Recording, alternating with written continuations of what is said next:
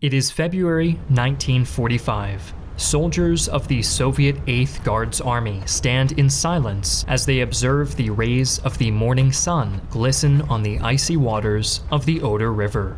Among them is the war correspondent Vasily Grossman. Vasily has covered the war since the Battle of Moscow, and like his comrades in arms, he has counted every river he has crossed since the advance westward from the Volga at Stalingrad. Now, after a hellish trek of over 3 years, he stands at the bank of the final river before Berlin. Caught by the emotion of the moment, he writes, Мне захотелось крикнуть, позвать тех братьев-бойцов, что лежат на русской, украинской, белорусской и польской земле, спят вечным сном на поле брани. Товарищи, слышите вы нас? Мы дошли. Hi, I'm Griffin Johnson, the Armchair Historian. By early 1945, Hitler's Third Reich was on its last legs.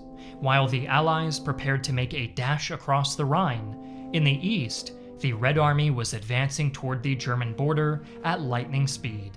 As its armies closed in on Berlin, its men vowed to take revenge for the death and destruction the Germans had brought upon the motherland. Hitler, however, would not go down without a fight, and forced his defeated people into one more cataclysmic bloodletting that would not end until the hammer and sickle finally flew above the Reichstag and the Führer lay dead in his underground bunker. Before we begin, I'd like to thank our partner NordVPN for sponsoring today's video. If you're like me and the members of our team, you probably spend a huge chunk of your time surfing the internet for information and communicating with work colleagues, or you're streaming videos and reaching out to family and friends in your spare time. Either way, visit nordvpn.com/historyvpn and find out how Nord can help protect you and your online activities using military-grade encryption on up to 6 devices at once for every major platform, including Linux and even Android TV. Tools like NordVPN help our team access historical information and region-locked documentaries by routing connections through 5,600 servers in 59 countries, while features like Nord Threat Protection keep our researchers safe from malware and dodgy websites. In a digital landscape where content is progressively becoming more segregated between regions and continents, NordVPN is the great equalizer, putting everything at your fingertips as it should be. Support our channel and try NordVPN today with a risk-free 30-day money-back guarantee and get a 2-year plan with a huge discount and 4 months for free by signing up using our link in the description below or visiting nordvpn.com/historyvpn. 1944 had been nothing short of a disaster for the Germans on the Eastern Front. After the annihilation of Army Group Center, the seemingly unstoppable Red Army had chased the Wehrmacht to the gates of Warsaw. In the south, Romania and Bulgaria had capitulated and changed sides, while Hungary verged on collapse as Soviet armies laid siege to Budapest. Unwilling to admit defeat, Hitler now made the momentous decision to deploy his final armored reserves to relieve the city's defenders and secure Hungary's oil fields. This, as it turned out, was exactly what the Soviet High Command, better known as the Stavka, had hoped for. By increasing pressure on the Hungarian front, Stalin and his advisors aimed to lure the Führer into moving his vital armored reserves away from Poland. While 3 Soviet fronts, totaling some 2.5 million men, would make a dash across the Vistula River around Warsaw and drive straight toward Berlin. To mentally prepare their men for the coming struggle, political commissars handed out instructions that echoed the overwhelming sentiment felt among the embittered Soviet soldiers. The soldier's rage in battle must be terrible. He does not merely seek to fight, he must also be the embodiment of the court of his people's justice. Fueled by a desire for revenge, Stalin's armies began breaking out of their bridgeheads on January 12th. Within days, the outgunned defenders were forced into a frenzied retreat. On the 15th, General Heinz Guderian pleaded with Hitler to send every available unit east. The Führer, in turn, made great promises in the form of 2 SS Panzer Corps recently withdrawn from the Ardennes. However, rather than arriving to salvage the situation in Poland, they were thrown into yet another one of Hitler's armored pipe dreams in Hungary. Lacking sufficient mobile reserves, the bulk of the ill-fated German defenders were encircled and destroyed. As the catastrophe unfolded, the Berlin radio broadcasted apocalyptic news bulletins which compared the advancing Red Army to the Mongol hordes, the Huns, and the Tartars, who were out to bring total destruction and the end of civilization. Driven by fear, a growing mass of German refugees began a long, deadly march across the icy roads leading westward in hopes of eluding the jaws of Soviet vengeance. The dreaded Red Horde, however, was moving at lightning speed, and by the end of January, its armies had advanced some 500 kilometers, or nearly 311 miles, to the banks of the Oder River, just 60 kilometers, or 37 miles, from Berlin.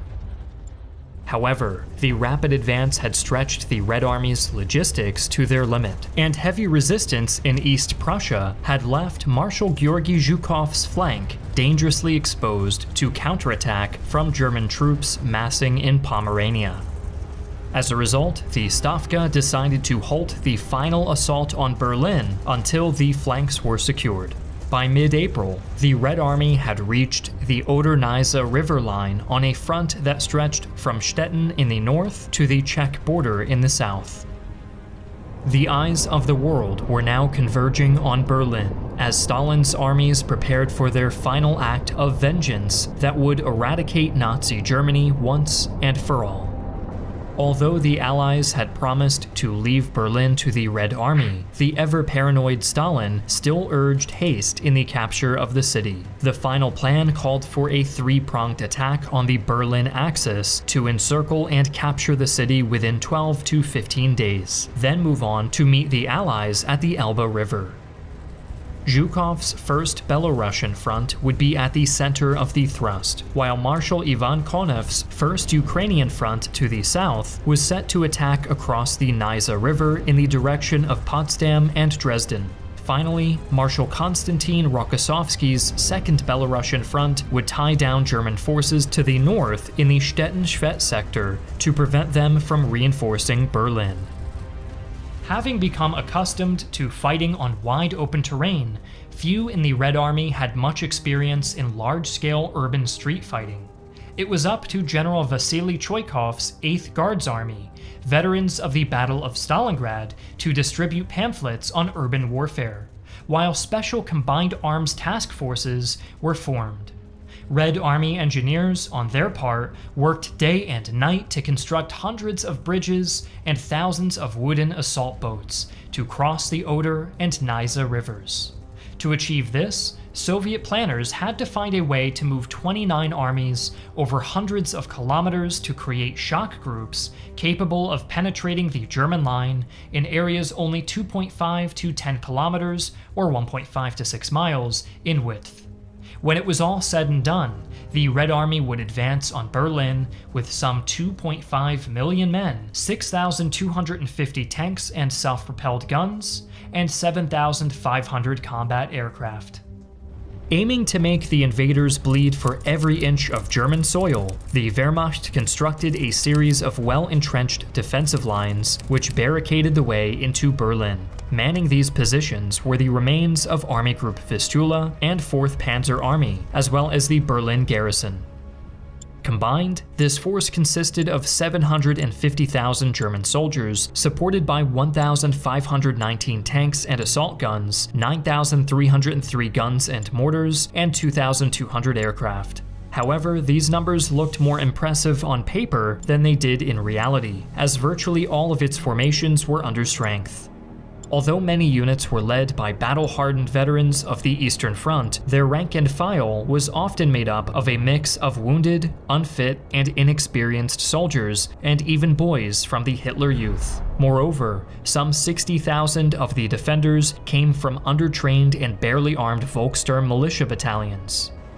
The infantry would not be able to count much on its armored and air assets either, as the Germans lacked the fuel reserves to keep its otherwise considerable force of fighting vehicles operational for any extended period of time.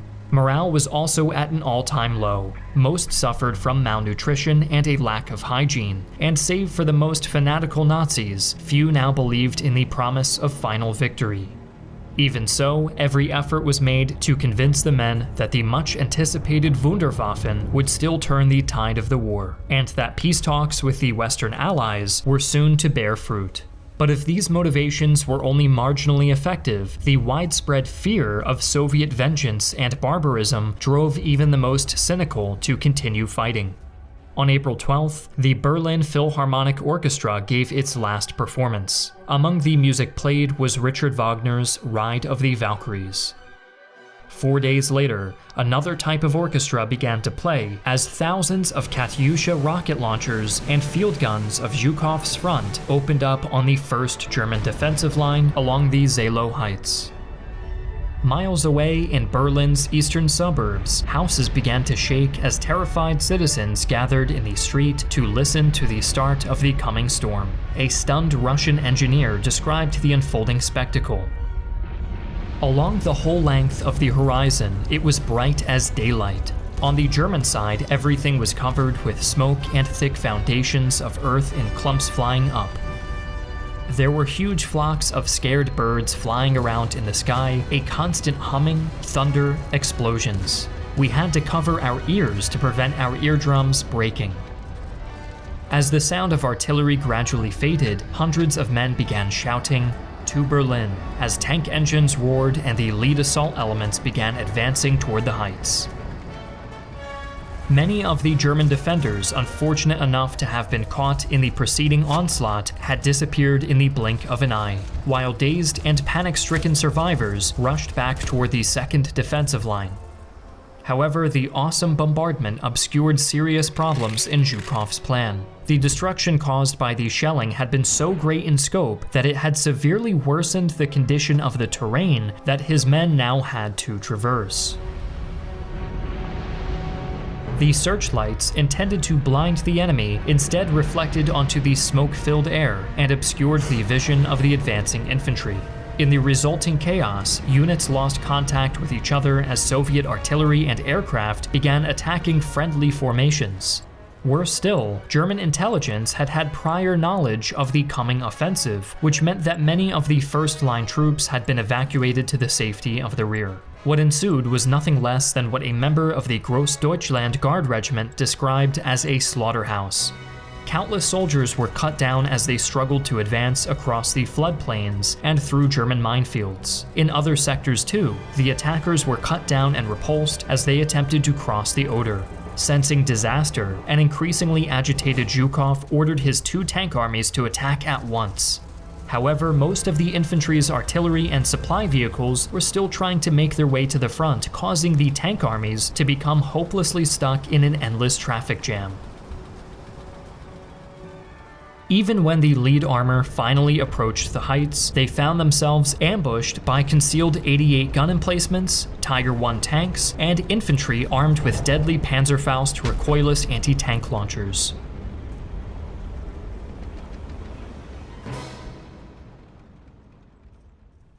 Unsurprisingly, Zhukov's decimated men had made little progress at the end of the first day, and it would take 3 more days and countless more dead before his armies finally forced their way through the final defensive line. Naturally, Stalin was infuriated, but he could rest easy in the fact that Konev's front, to the south, had seen more success. By the end of April the 18th, his tank armies were across the Spree River and were racing toward Berlin. Lacking sufficient reinforcements and ammunition, the surviving defenders in both sectors were forced into a headlong retreat. With the German defensive lines in the south and in the center broken, and with vital troops in the north still tied down in heavy fighting, the road to Berlin lay open. Lacking the supplies to keep on fighting, German morale now visibly began to collapse. Thousands of encircled men surrendered, while masses of stragglers, deserters, and refugees made their way into the doomed city. All the while, an increasingly delusional Hitler continued to demand fanatical resistance until the bitter end. On April 20th, the Führer's birthday was rudely interrupted by Soviet artillery shelling Berlin's northeastern suburbs. As its citizens fled into cellars, Zhukov and Konev's tank armies began a frantic race to the city's outskirts. In the meantime, many senior officials of the Nazi Party engaged in a similar type of competition to be the first one to get permission to flee the city. Soldiers on the ground enjoyed no such privileges, and those who tried to run or displayed signs of cowardice were summarily hanged throughout the city, with messages such as "I was a coward" or "I was a deserter" dangling from their chests. The next morning, Soviet artillery fired a frenzied barrage into Berlin's city center, while the remains of General Helmut Weidling's 56th Panzer Corps of the German 9th Army conducted a desperate withdrawal across Berlin's Autobahn ring, while being mercilessly strafed by Soviet aircraft. Other remnants of the German defense attempted in vain to stop Zhukov's armies from pushing into the city from the southwestern and northern flanks. However, its depleted units could only delay the enemy, and Zhukov and Konev's forces both reached the city's outskirts that evening. Believing himself to be the next Frederick the Great, Hitler remained confident that a massive counterstroke by the newly created Army Detachment Steiner and 9th Army against Zhukov's flanks would trap the invaders in the city in a ploy similar to what had befallen the Germans at Stalingrad 2 years prior. When it became clear on the following day that Steiner's army detachment lacked sufficient strength and ammunition to attack, the Führer finally cracked and openly admitted for the first time that all was hopelessly lost.